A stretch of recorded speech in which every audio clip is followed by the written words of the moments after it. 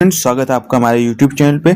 आज हम लोग बात करेंगे इकोनॉमिक्स की मिश्रित रिवीजन सीरीज, ठीक है, जो आपके railway group D, SSC, CGL सबके लिए महत्वपूर्ण है, ठीक है। तो चलिए शुरू करते हैं। तो अर्थशास्त्र क्या होता है? दुर्लभ साधनों और असीमित इच्छाओं का अध्ययन है, ठीक है। सूक्ष्म अर्थशास्त्र व्यक्तिगत उपभोक्ताओं एवं फर्मों का अध्ययन करता है, जबकि समष्टि अर्थशास्त्र है पूरी अर्थव्यवस्था का अध्ययन करता है। अर्थशास्त्र के जनक कौन है? Adam Smith. एडम स्मिथ की पुस्तक का नाम द वेल्थ ऑफ नेशंस 1776 में लिखी गई थी। आधुनिक समष्टि अर्थशास्त्र के जनक जॉन मेनार्ड कीन्स हैं। अवसर लागत अपॉर्चुनिटी कॉस्ट का अर्थ है त्यागे गए अगले सर्वोत्तम विकल्प का मूल्य, ठीक है।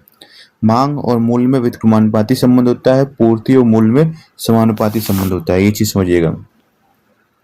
बाजार संतुलन तब होता है जब मांग इक्वल टू पूर्ति होती है। मुद्रास्फीति का अर्थ है समान मूल्य स्तर में निरंतर वृद्धि। मुद्रास्फीति का अर्थ है डिफ्लेशन का, ठीक है, समान मूल्य स्तर में निरंतर गिरावट। स्टैगफ्लेशन का अर्थ है उच्च मुद्रास्फीति प्लस उच्च बेरोजगारी प्लस धीमी वृद्धि।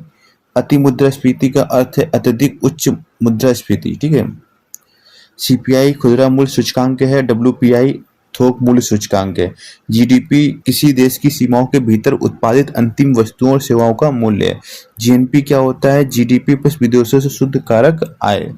और एनएनपी क्या होता है? जीएनपी माइनस अवमूल्यन डेप्रिसिएशन, ठीक है।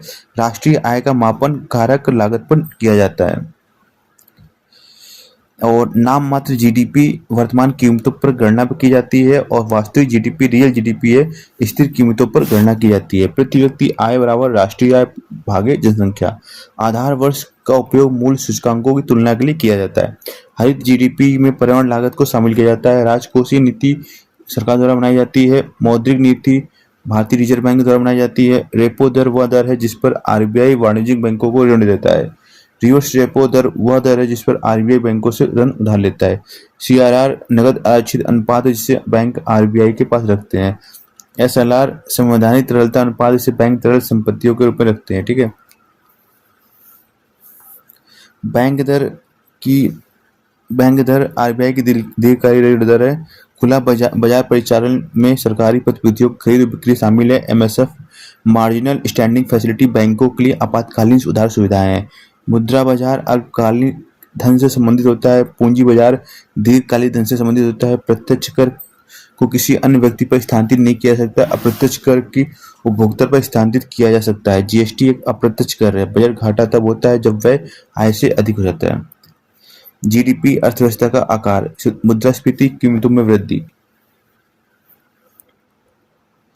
रेपो दर क्या है? आरबीआई की बैंक महत्वपूर्ण नीति दर है। सीआरआर एसएलआर बैंकिंग नियंत्रण के उपकरण है। राजकोषीय नीति सरकार की नीति। मौद्रिक नीति आरबीआई नीति। सीपीआई खुदरा मुद्रास्फीति, ठीक है। डब्ल्यूपीआई होलसेल, ठीक है, मुद्रास्फीति मापक है। और जीएसटी अप्रत्यक्ष कर, प्रत्यक्ष वर्सेस अप्रत्यक्ष कर, ठीक है।